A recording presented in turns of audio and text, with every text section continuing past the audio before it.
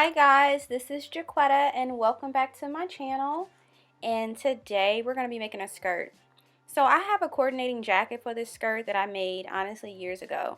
I've been holding on to this fabric and today I decided to take the time to make a skirt. So that's what you're seeing me do here. That's going to be the lining and I'm going to start by cutting it. I cut the actual skirt prior to filming this video. So I'm just using the base to cut out the lining. I do not recommend doing this. I think you should always use the paper pattern to avoid errors. And as you go along in the video, you're going to see what I mean. But anyway, you're going to see me doing that. Then I'm going to move into the sewing portion of the video.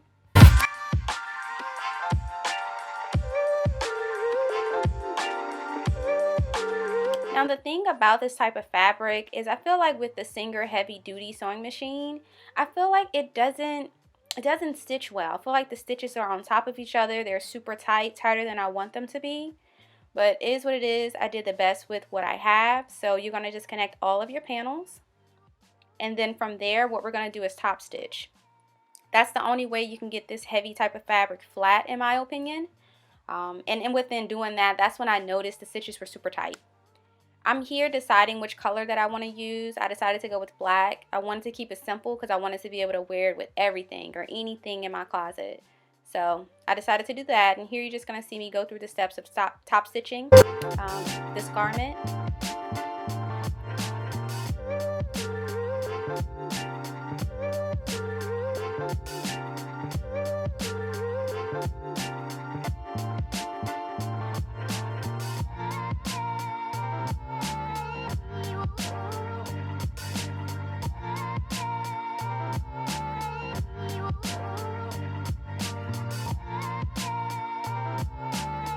Yeah, so I got all that done. Now we're going to move to putting in the zipper.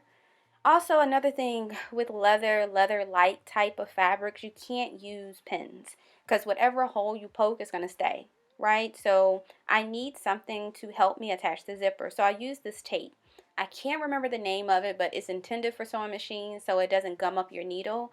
I absolutely love it. I use it all the time whenever I'm working with these types of fabrics. So I'm just walking you through that. As you see,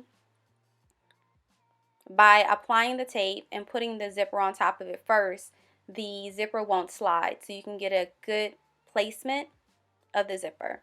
And I'm just doing it again on the opposite side. I'm putting an invisible zipper in. I think it's the best. And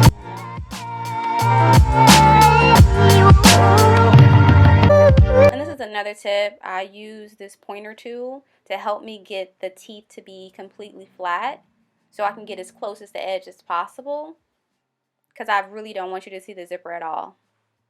And again, top stitching. Top stitching I do around the entire garment. So just top stitch in the back. And this is the lining. I'm taking off a 1/2 inch of the hem because that's typically how linings work. I was lazy and I didn't feel like using the pattern. So that's what you see me doing there. And I'm attaching it at this point, the lining to the actual fashion fabric.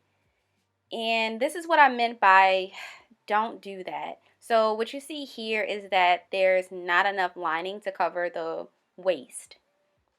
Yeah, so don't be lazy, because now I have to go back, get the lining fabric, measure it first, get the lining fabric, essentially cut out a dart or a wedge of fabric, reattach it to that. So this is something for my own collection. This is not something that I'm making for a client, so I'm okay with it. But if it was for a client, I would have to start all the way over because nobody's going to buy that. Nobody wants that, you know? So in the future, don't be lazy. It takes a little bit longer to use the paper pattern, but I think it's worth the time. But this is me assembling it. So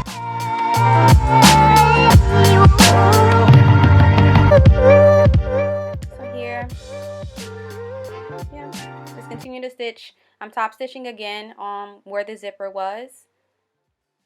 I think it looks good on these type of fabrics.